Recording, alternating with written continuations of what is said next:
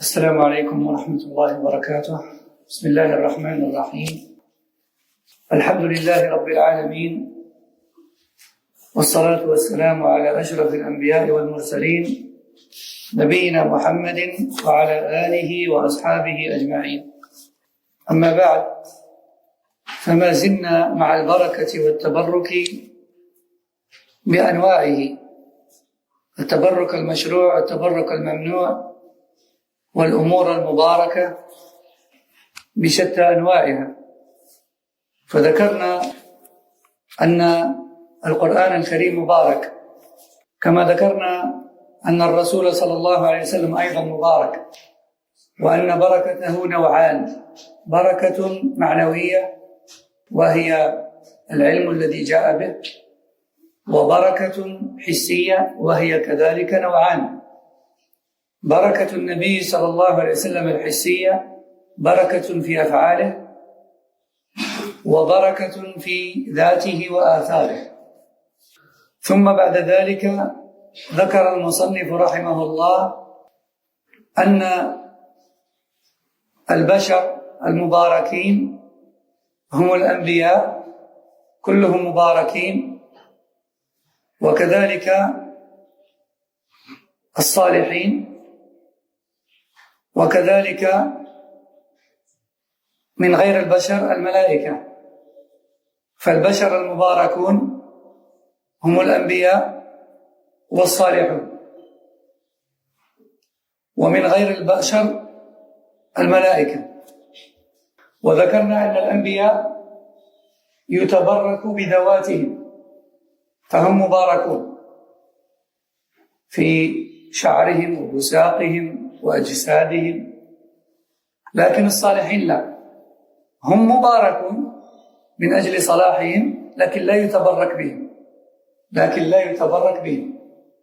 لماذا؟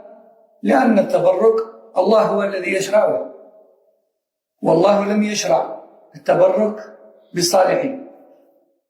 فالبحث عن البركة عند الصالحين أو في ذات أو ذوات الصالحين تبرك مبتدع. إذا أراده الإنسان من الله، لكن عن طريق الرجل الصالح بالتمسح به مثلا، فهذا تبرك بدعي. لكن إذا أراد الإنسان البركة من الصالح نفسه، فهذا تبرك شركي. فالصالحون لا يتبرك بهم، يعني لا يتبرك بذواتهم.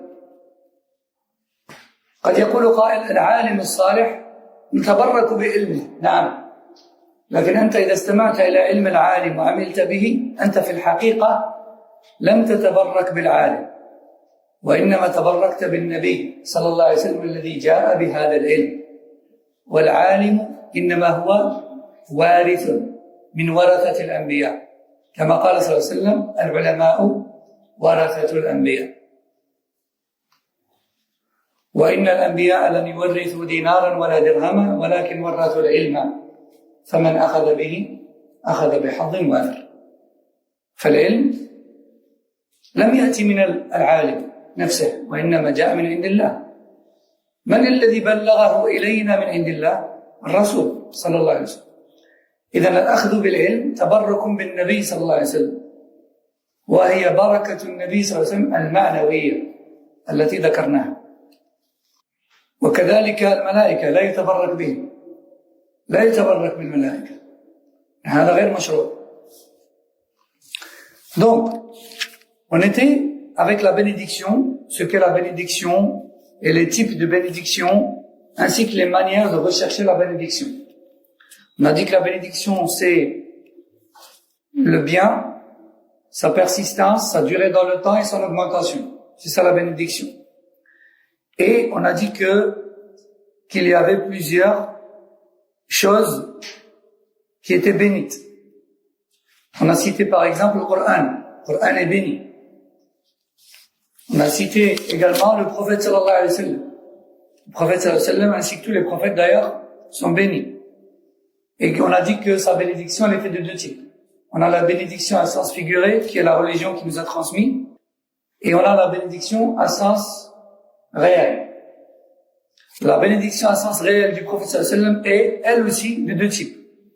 La bénédiction elle est liée à ses actes et aux signes avec lesquels il est venu, appelés communément, entre parenthèses, les miracles, même si on a dit que ce terme n'est pas très islamique, mais plutôt philosophique. Allah n'a pas appelé cela miracle, il a appelé cela des signes, l'ayat. Et on a un deuxième type de bénédiction réelle du prophète sallallahu alayhi wa sallam qui est en fait la bénédiction qui se trouve dans son essence, c'est-à-dire dans son corps. La bénédiction de son corps et de tout ce que son corps a touché. Et de tout ce que son corps a touché. Alayhi salatu wassalam. On a dit que parmi les humains, les personnes bénites, c'est qui? Ce sont les prophètes, ainsi que les pieux. Ainsi que les pieux. Les pieux aussi sont bénis. Mais, bien qu'on recherche, bien qu'il est légiféré, si on vit à l'époque d'un prophète, il n'y en a plus, mais si on vit à l'époque d'un prophète, il est légiféré de rechercher la bénédiction sur lui, dans son corps, certes, mais est-il, oui ou non, légiféré de rechercher la bénédiction sur le corps d'un pieux qui n'est pas prophète? Non, cela n'est pas légiféré. Cela n'est pas légiféré. Alors une personne pourrait dire, mais pourquoi? Puisqu'il est béni. Réponse, ce n'est pas parce qu'une chose se trouve dans un endroit connu qu'il nous est forcément autorisé par Allah d'aller la rechercher à cet endroit. Alors oui, les pieux sont bénis, mais Allah ne nous a pas autorisé de rechercher la bénédiction en eux, dans leur corps. Et vu que c'est lui qui donne la bénédiction, eh bien, il est encore moins légiféré d'aller la rechercher d'une manière qu'Allah ne l'octroie pas. C'est lui qui la donne. C'est lui qui la donne. Et là, on est en train de parler du Créateur, subhanahu wa ta'ala. Mettons ce sujet juste quelques instants de côté et parlons d'une chose un peu plus palpable qui nous parle le plus. Tu es engagé par un employeur. Il te dit, voilà, ton travail, ta tâche dans mon entreprise, c'est de faire cette chose-là. Tu fais ça tous les jours pendant 8 heures et à la fin du mois, moi, je te donne tel salaire. Voilà notre contrat. Ma demande à moi, c'est que tu fasses telle tâche. Je sais pas moi, par exemple, tu mets en boîte des pièces mécaniques. Voilà. Imaginons, tu remplis des boîtes de boulons. Voilà. Et toute la journée, tu fais que ça, pendant 8 heures. Et à la fin du mois, moi, je te donne tel salaire. D'accord? D'accord. Et toi, un jour, tu arrives à l'entreprise, tu arrives à l'usine, et tu te dis, bah tiens, moi, j'ai pas envie de mettre des boulons en boîte. Moi, j'ai par exemple envie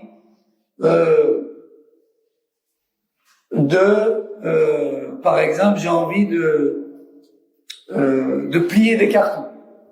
Voilà, j'ai envie de faire des boîtes dans lesquelles on va mettre les boulons. Voilà, moi j'ai pas envie d'occuper le poste de remplissage des cartons, mais plutôt j'ai envie d'occuper le poste où je déplie les cartons pour qu'ils soient remplis.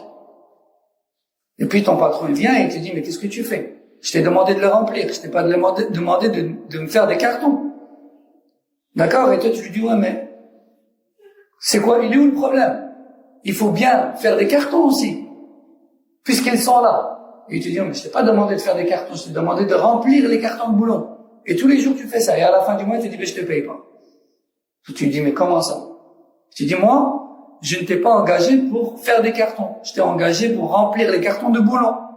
Et toi, tu lui dis, oui, mais il y avait les cartons aussi à faire. Lui, il t'a dit, oui, il y avait les cartons à faire, mais si je t'ai pas demandé de faire ça. D'accord? Donc, est-il en droit, oui ou non, de te priver de ton salaire? Oui, parce que c'est pas le contrat. D'accord? C'est pas ça qu'il t'a demandé de faire. Oui, c'est vrai, il y avait des cartons à faire. Mais c'était pas ta tâche.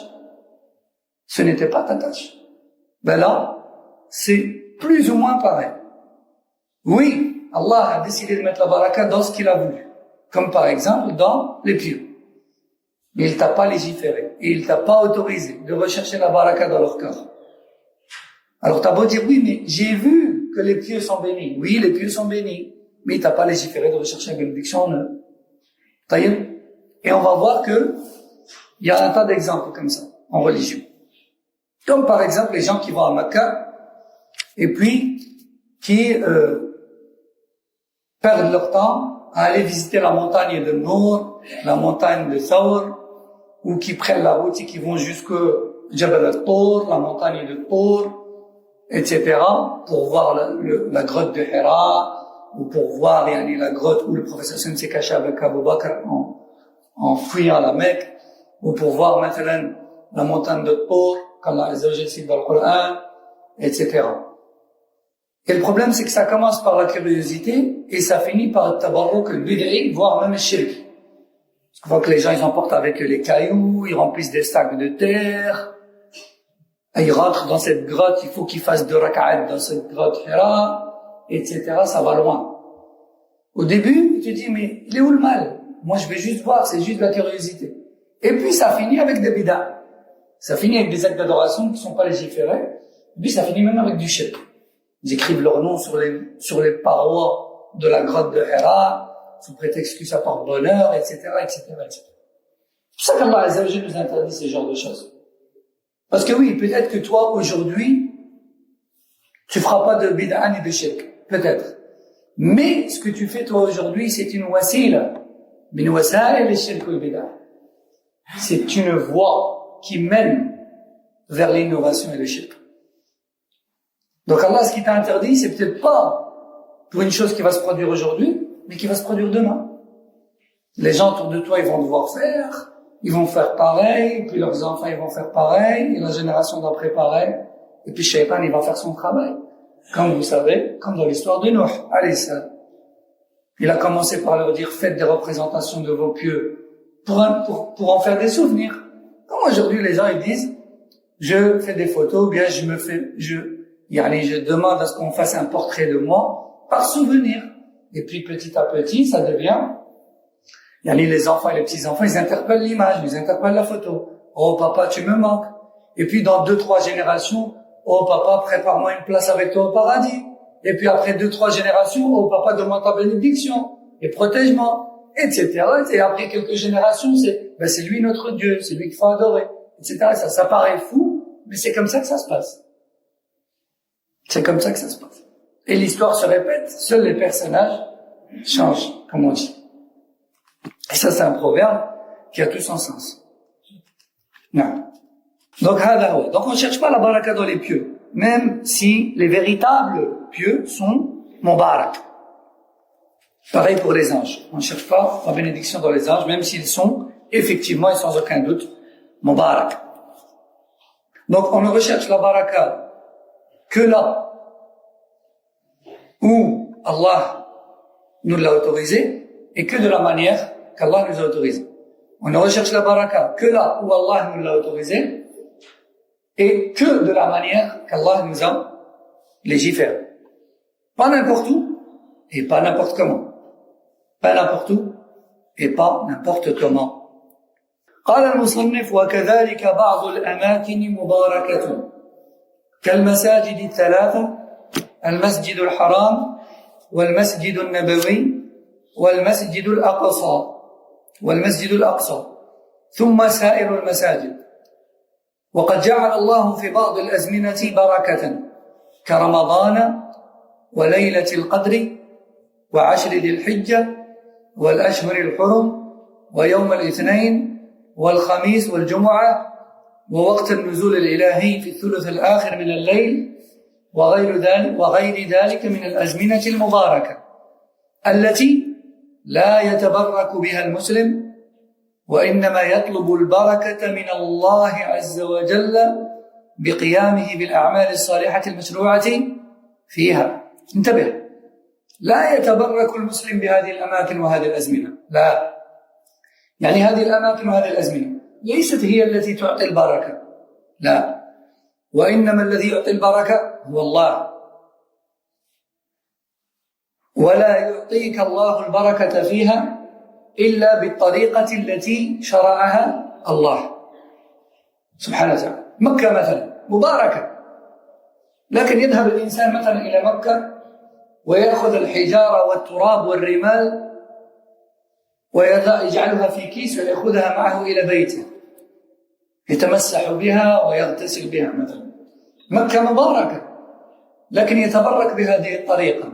هل هذا التبرك مشروع إسلامي؟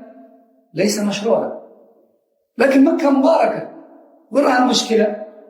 هل المشكلة في المكان أو في الطريقة؟ في الطريقة. طيب نذهب إلى شيء آخر. ماء المطر مبارك صح؟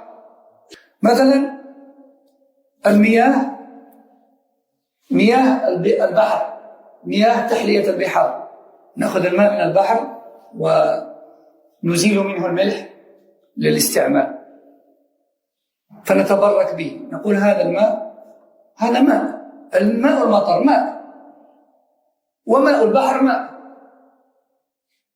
والتبرك بالماء مشروع. هل التبرك بالماء مشروع؟ نعم مشروع. لكن هل التبرك بماء البحر مشروع؟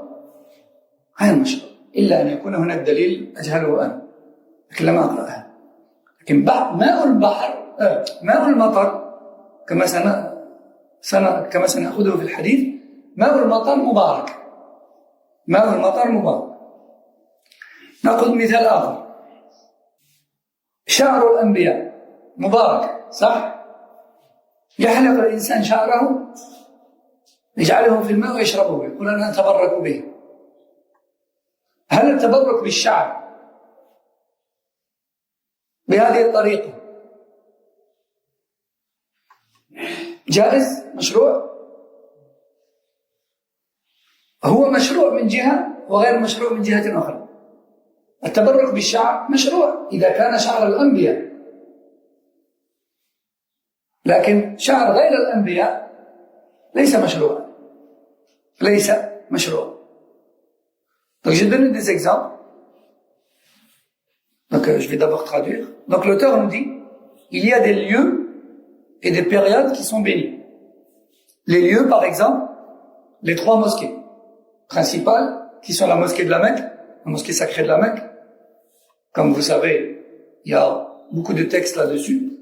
Exemple, une salette à la mosquée de la Mecque, on vaut 100 000 dans une mosquée ordinaire.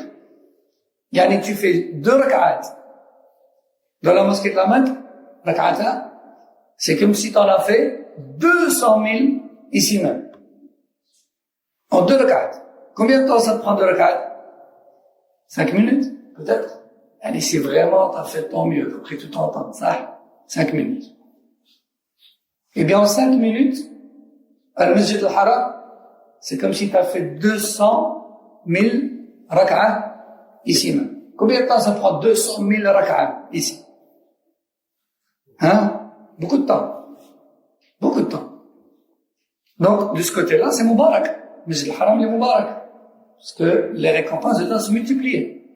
Donc, la mosquée sacrée de la Mecque, la mosquée du prophète sallallahu alayhi wa sallam, comme vous savez, une salat dans la mosquée du prophète sallallahu alayhi wa sallam, on vaut 1000 ailleurs. On vaut 1000 ailleurs, en dehors de la mosquée de la Mecque et de la mosquée de l'Aqsa, bien sûr.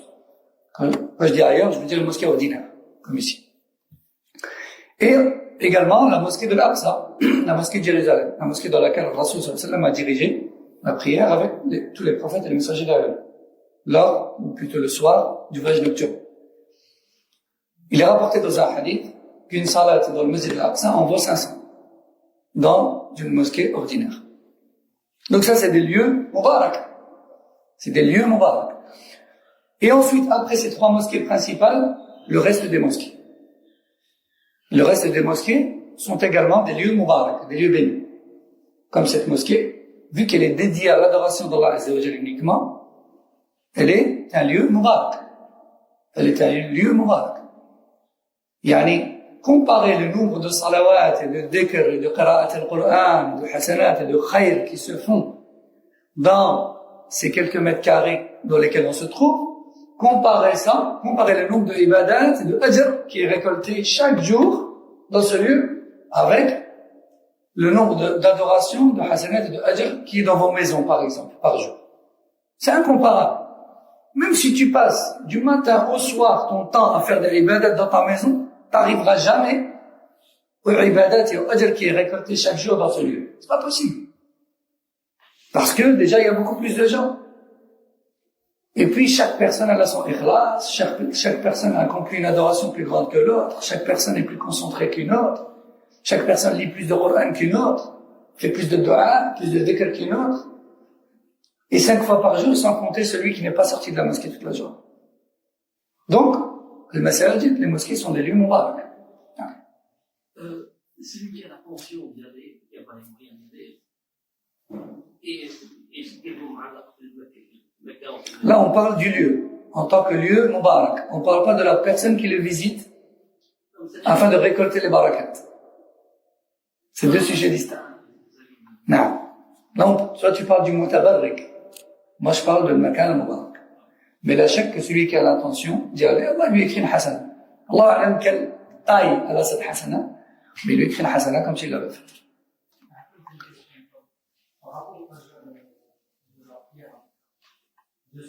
C'est uniquement le masjid al-Haram parce qu'il y a 17 places autour. Non, effectivement, il y a une divergence là-dessus, et de ulama qui disent que c'est uniquement à l'intérieur des murs, dans le masjid al-Haram lui-même. Et il y en a qui disent non, c'est toute la Mecque, tout le territoire de la Mecque. Et leur délil, c'est la parole d'Allah Azza wa Jal, Subhanalladhi asra bi'abdihi laylan min al-masjid al-haram ila al-masjid al-aqsa. Où le Nabi sallallahu alayhi wa sallam ne dormait pas dans la mosquée, il dormait à la maison chez lui. Donc, sur base de cela, certains ulama ont dit que tout le territoire de Mecca, il est masjid al-haram. Parce que la maison du prophète sallallahu alayhi wa sallam, qui n'était pas à l'intérieur de la mosquée de cette époque-là, elle était considérée comme dans le masjid al-haram. C'est pour ça que certains ulama disent que même si tu pries dans une mosquée, dans une petite mosquée qui est à l'autre bout de la Mecque, t'as quand même l'ajr. Parce que tu es sur le territoire de la Mecque, de la même manière que la maison du prophète sallallahu alayhi wa sallam était sur le territoire de la Mecque, et Allah l'a quand même considéré comme étant dans le masjid al-haram. Wallahu ta'ala a'lam. Donc, on a dit, donc, parmi les lieux mubarak, on a les mosquées, avec à leur tête les 3 principales mosquées. Et ensuite, parmi les périodes, on a Ramadan. Ramadan qui est une période en laquelle les hasanats sont multipliés. On a aussi, en particulier, Laylat al-Qadr, la nuit de l'Qadr. Comme vous savez, la nuit de l'Qadr fait multiplier les hasanats par 1000 mois. Yani, chaque hasana, c'est comme si tu l'as accompli non-stop pendant 1000 mois. Et chaque année, on fait le calcul, ça fait plus ou moins 83 ans. Je pense. Plus ou moins 83 ans, 1000 mois.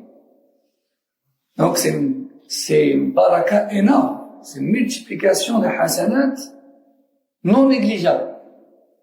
Il y en a celui qui dit, ouais, c'est vrai, c'est le qadr, mais je suis pas trop motivé. Celui-là, vraiment, en vérité, subhanallah, il n'y a pas grand bien en lui. Il se prive d'un khayr qui pourrait sauver sa peau de l'enfer. Mais lui, il n'est pas intéressé. Vraiment, celui-là, Allah l'a pas voulu le bien pour lui. Pour une raison qu'Allah connaît. Allah a'lam. Billah. Donc, Laylat al-Qadr. Ensuite, on a Ashr d'Al-Hijjah. Les 10 premiers jours de Dhul-Hijjah. Qui sont en fait les 10 premiers jours du mois de Hajj. Qui sont des jours en lesquels il est recommandé de jeûner et de faire un maximum de ibadat. Non. Alors, quand on dit les 10 premiers jours de Dhul-Hijjah, bien sûr, en vérité, on veut dire les 9 premiers jours. Quand on parle de jeûne, par exemple. Parce qu'on ne peut pas jeûner le 10e jour. Le 10e jour, c'est l'Eid. On ne jeûne pas le 10e jour. Mais on jeûne les 9 premiers. Les 10 premiers jours sont les meilleurs du mois. Ce sont des jours bénis, oui. Ce sont des jours où les ibadats sont leur ajr est multiplié et tout, oui. Mais si on parle du jeûne, on ne peut pas jeûner le 10e jour. Parce que le 10e jour, c'est l'Eid. Et il est haram de jeûner le jour de l'Eid. Parce que c'est un jour de dhikr, de joie, de nourriture et de boisson. Comme a dit le Rasoul, alayhi salatu. Parmi les périodes bénies également, il y a l'Ashhur al-Hurum, les 4 mois sacrés, parmi lesquels d'ailleurs Rajab, en lequel nous sommes. Parmi les périodes bénies, on a également le lundi et jeudi. Le lundi et le jeudi sont parmi les meilleurs jours, et ce sont les jours dans lesquels le Rasul sallallahu alayhi wa sallam jeûnait. Ce sont des jours bénis. D'ailleurs, il est né un lundi, le Rasul sallallahu alayhi wa sallam. Lorsqu'il a été questionné pourquoi tu jeûnes lundi, jeudi, il a dit le lundi c'est un jour, c'est le jour où je suis né, donc je vais être reconnaissant. Et le jeudi, c'est le jour où les actes, c'est le jour de la semaine où nos actes remontent à Allah et lui sont exposés. Et comme vous savez, les actes sont élevés et exposés à Allah 3 fois, à 3 moments plutôt, à 3 moments. Il y a un moment qui se répète toutes les semaines, c'est le jeudi. Il y a un moment qui se répète tous les ans, et c'est en Rajab, si je ne me trompe pas. Sha'ban. Et il y a un 3e moment qui m'échappe. Mais nos œuvres sont exposées à Allah Azza wa Jal à 3 moments différents. Et lorsqu'on dit que nos œuvres sont exposées à Allah, ça ne veut pas dire qu'Allah n'est pas au courant. Non, Allah Azza wa Jal est parfaitement informé de ce qu'on fait. Et même avant qu'on le fasse. Parce que c'est lui qui l'a prédestiné, c'est lui qui a créé nos actes. Subhanahu wa ta'ala. Quand on dit exposé, Allah Azza wa Jal a voulu que les choses se passent ainsi dans son royaume. Allah Jalla wa Ala a voulu que les œuvres lui soient exposées à ces moments-là. Mais il les connaît parfaitement avant même que les œuvres ne soient accomplies.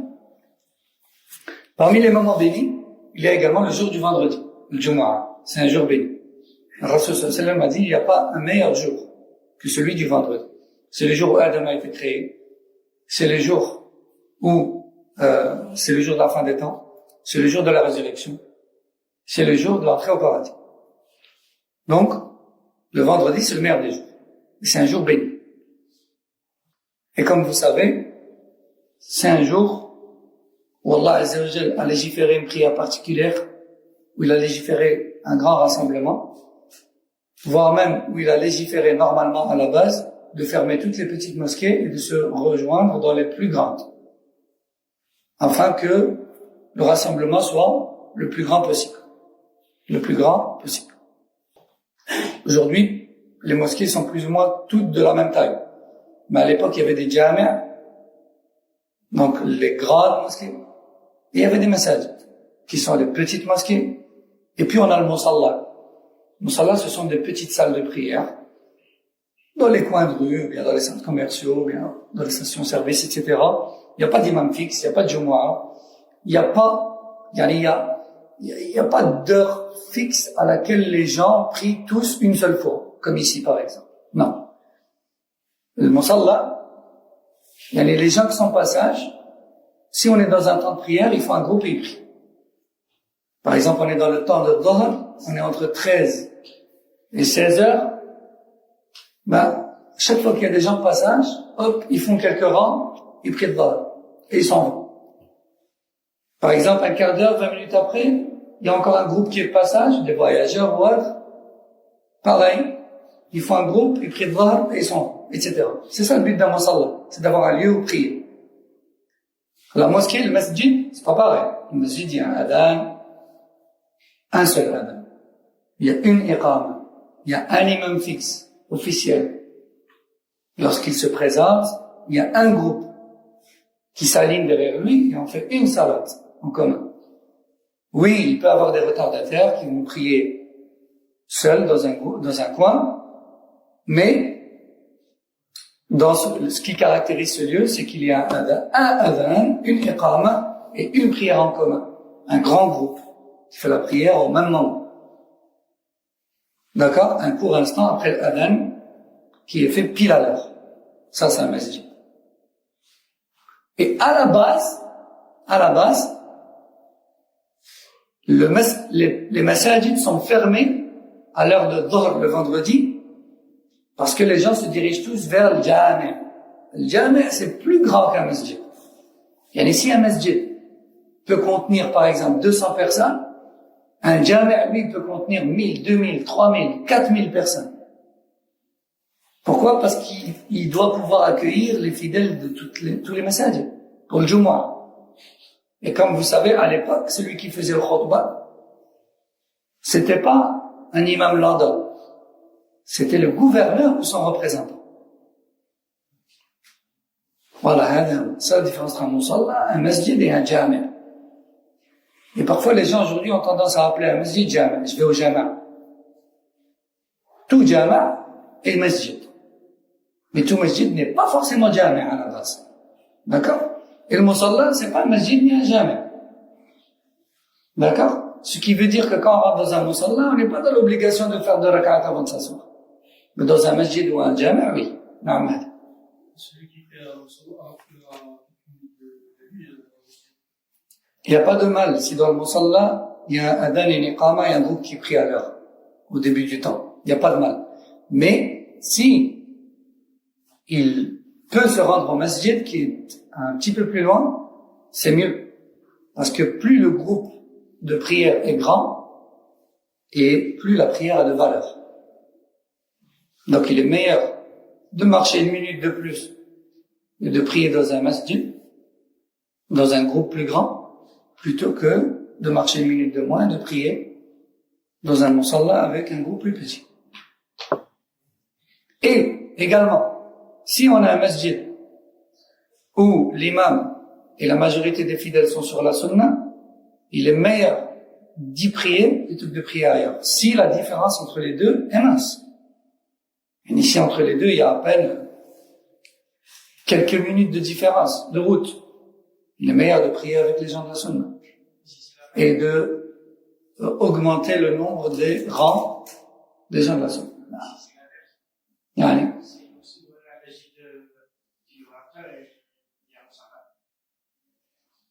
Yani, d'aller dans un masjid plus éloigné, qui est un masjid à majorité d'innovateurs, alors que plus près on a un masjid de la sunna, c'est une erreur. Ah, le musalla, il y a un plus petit groupe, ça. La sunna est priorisée. La sunna est priorisée, même si c'est dans un musalla. Non. Les rangs des gens de la sunna sont toujours à remplir en priorité. Non.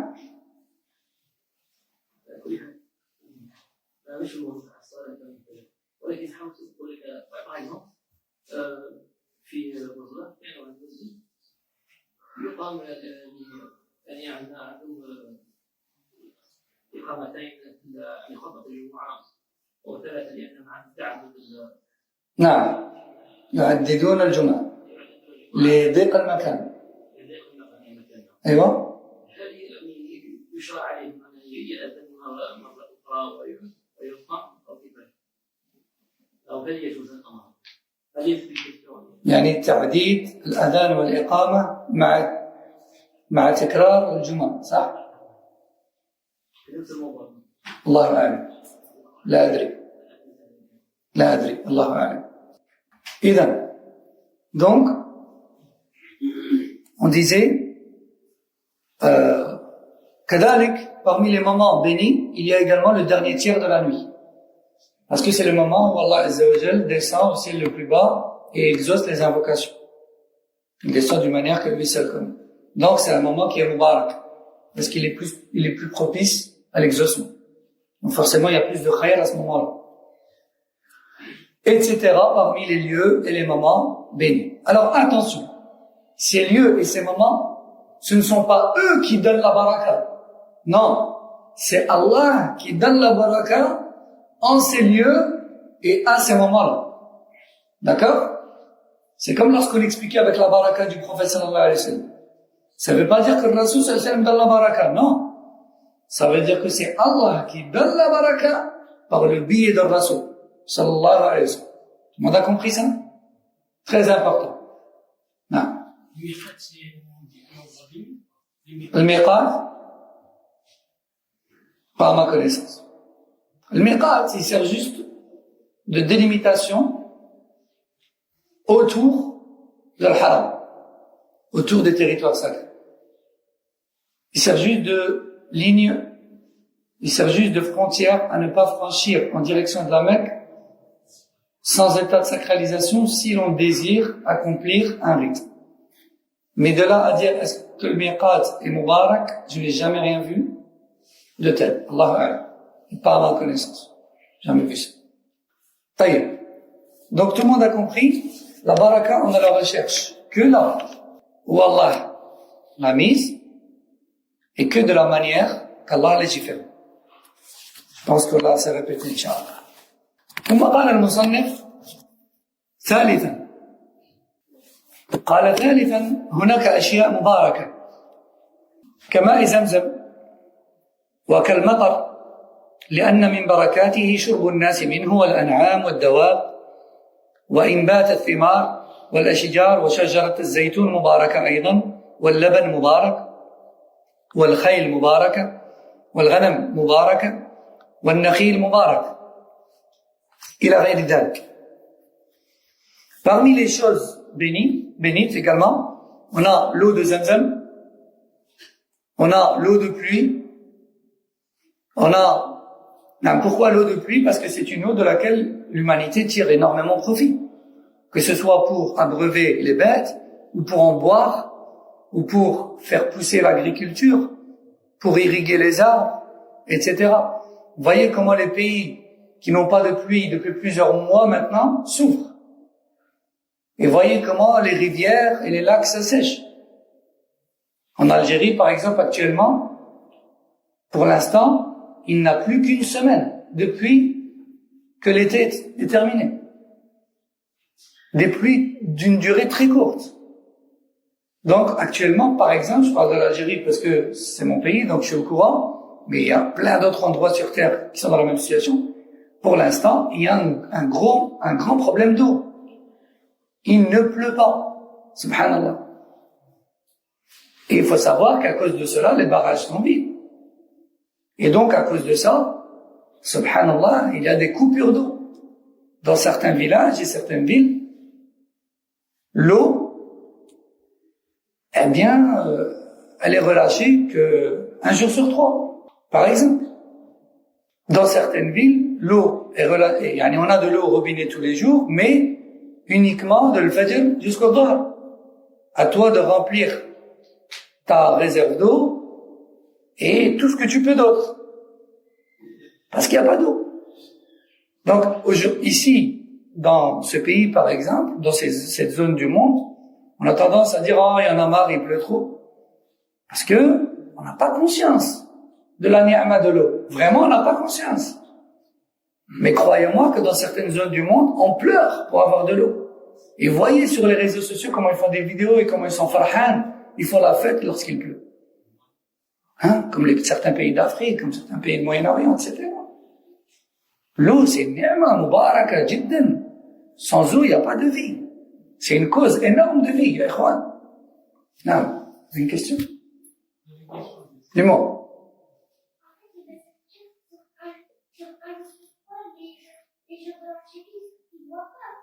Ils boivent, mais ils boivent que ce qu'ils ont rempli dans leur seau et leur jerrycan.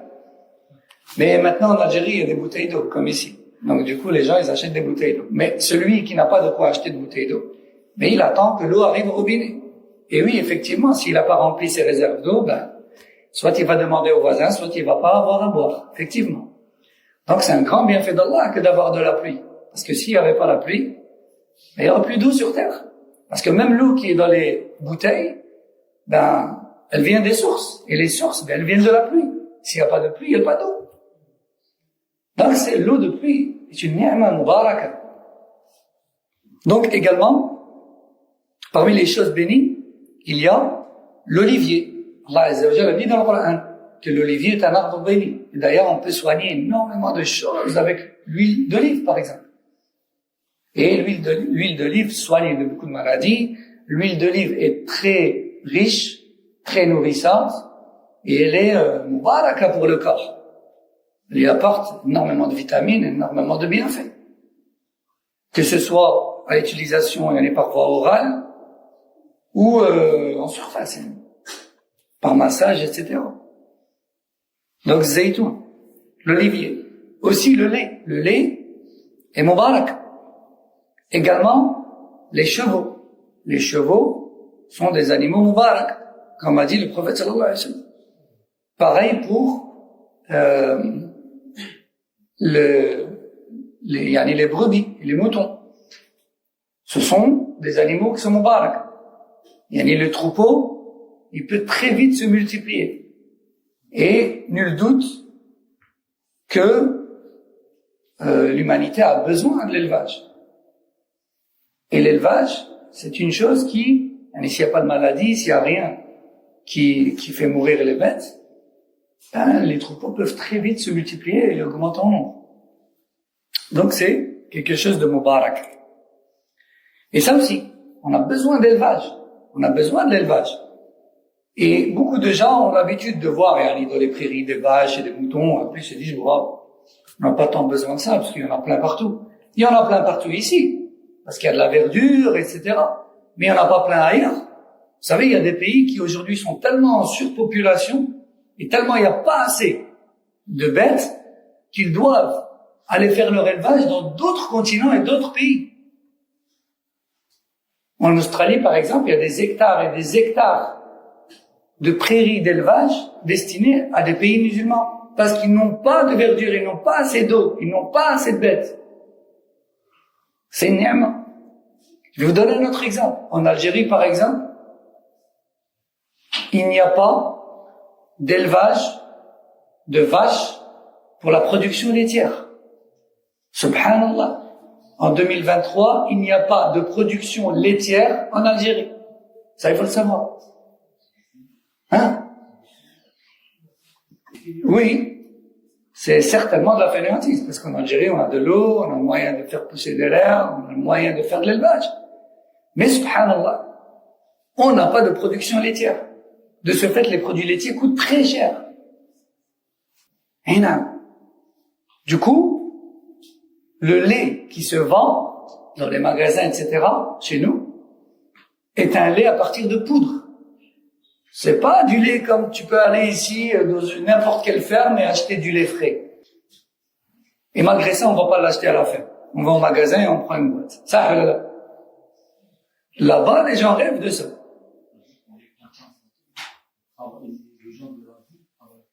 Non, tu parles de l'Algérie ou d'ici?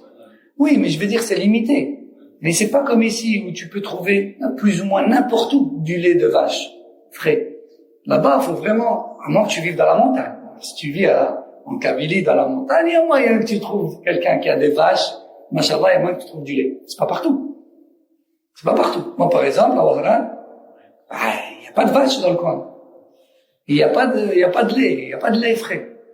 Et lorsque Candia ou bien Soumam, qui sont les principales marques de lait, sont en rupture de poudre, eh bien, on est tous en rupture de lait. Et si ton enfant boit du lait en brique, c'est terminé pour toi. C'est la fin du monde pour toi, parce qu'il n'y a plus de lait. Il buvra la taille, comme dit le frère. Et c'est vrai, beaucoup de gens donnent à leurs enfants du thé à la place du lait quand il n'y en a plus. Il n'y a pas le choix. Donc, vous voyez, subhanallah, c'est une grande ni'ma. On ne se rend pas compte de sa valeur. Mais wallahi, qu'il y a des gens dans le monde qui souffrent à cause du manque de cette ni'ma. Le lait est un produit mubarak. Donc après le lait, on a donc, comme on a dit, les chevaux, puis les moutons, puis les palmiers également. Les palmiers. Les palmiers sont un type d'arbre béni également, parce qu'ils contiennent, ou ils donnent beaucoup de khayr. On utilise tous les composants du palmier. Le palmier de A à Z, il est utilisé. On n'en jette rien. On utilise les palmes, on utilise donc, comment on appelle ça, mais c'est les composants de son tronc,